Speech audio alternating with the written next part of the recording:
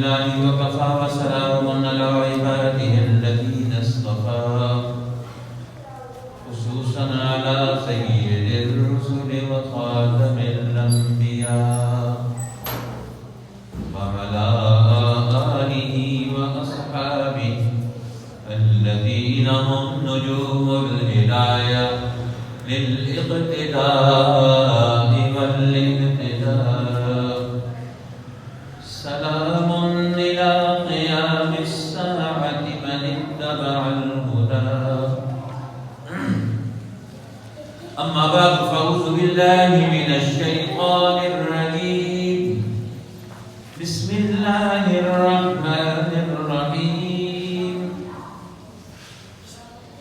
يا أيها الذين آمنوا كتب عليكم الصيام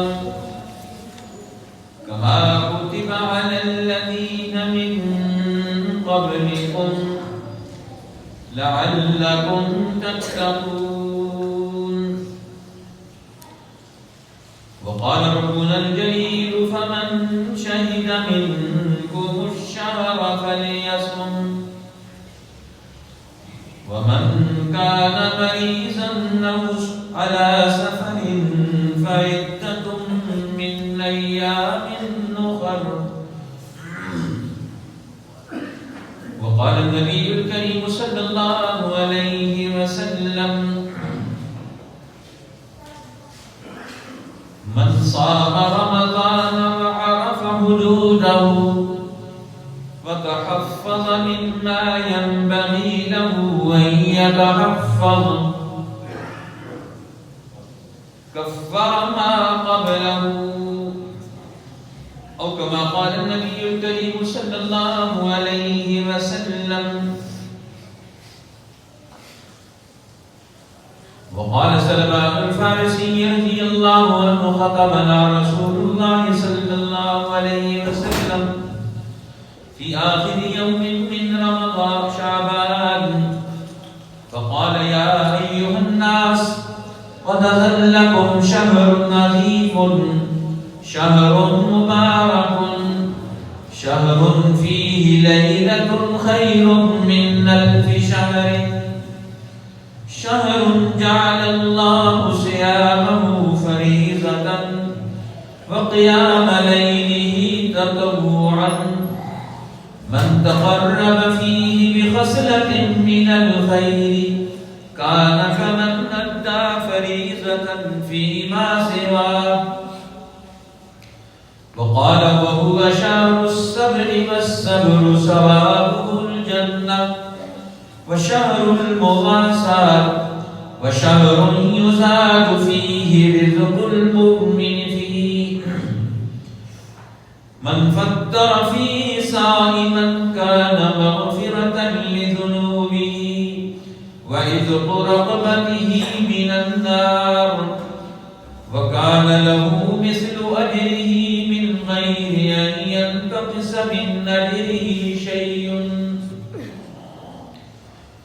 وقال صلى الله عليه وسلم ومن أشبع صائما سقى الله من حوضه شربة لا يظمأ حتى يدخل الجنة. وقال وهو شهر أوله رحمة وأوسطه مغفرة وآخره عتق من النار. ومن خفف عن مملوكه غفر الله له وأعتقه من النار، أو كما قال النبي الكريم صلى الله عليه وسلم.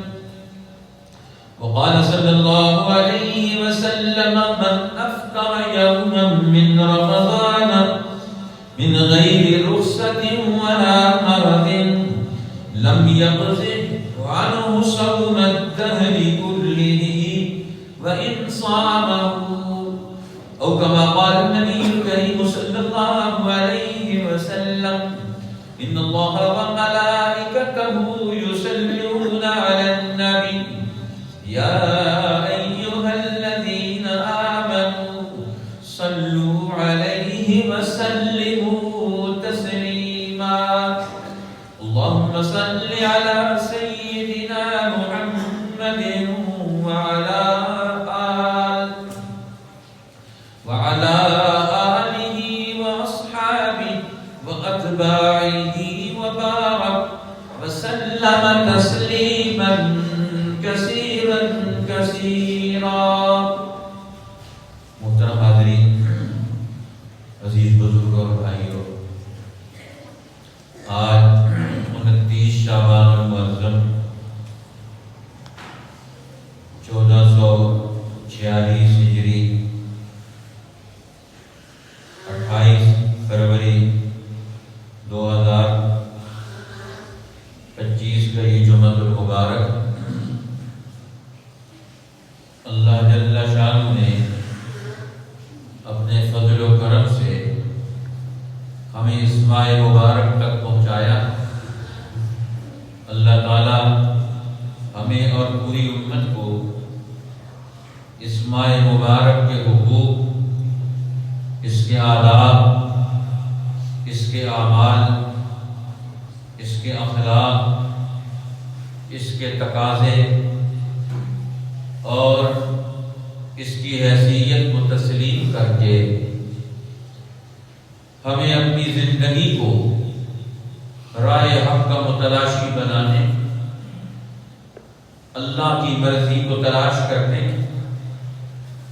اللہ کی محبت اور دین حق کی محبت اور اللہ والوں کی، انبیاء علیہ السلام کی محبت اور اطاعت میں ہمیں قبولیت عطا فرمائے، اور وہ نفسانی خواہشات جو انسان کی نیکی کی راہ میں رکاوٹ بنے، وہ شیطانی قوتوں کے اثرات جو ہمارے کمالات روحانی اور ابدیت کے کمال میں رکاوٹ بنے، اللہ تعالی ہمیں ان سے نکلنے کی توفیق عطا فرمائے،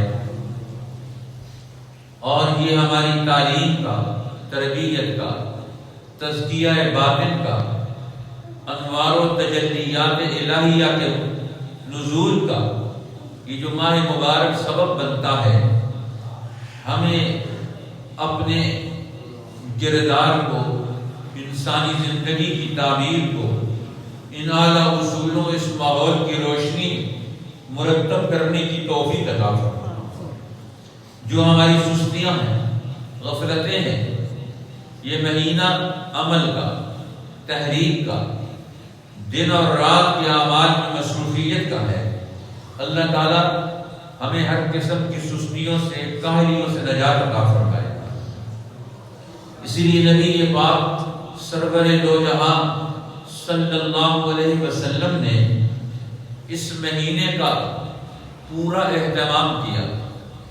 13 سالہ مکی زندگی اور 10 سالہ مدنی زندگی اس ماہ مبارک کا کامل اہتمام کر کے اللہ کے پیغمبر صلی اللہ علیہ وسلم نے امت کے لیے تعلیم و تربیت کا، ان کے نظم و نسق کا، ان کی شعوری اور عقلی اور علمی تربیت کا پورا پروگرام، نظام العمل اللہ جل شانہ کی خوشنودی کے حصول کے لیے اسوہ رسول کی روشنی میں امت کے سامنے وہ منصح شہود پر آیا.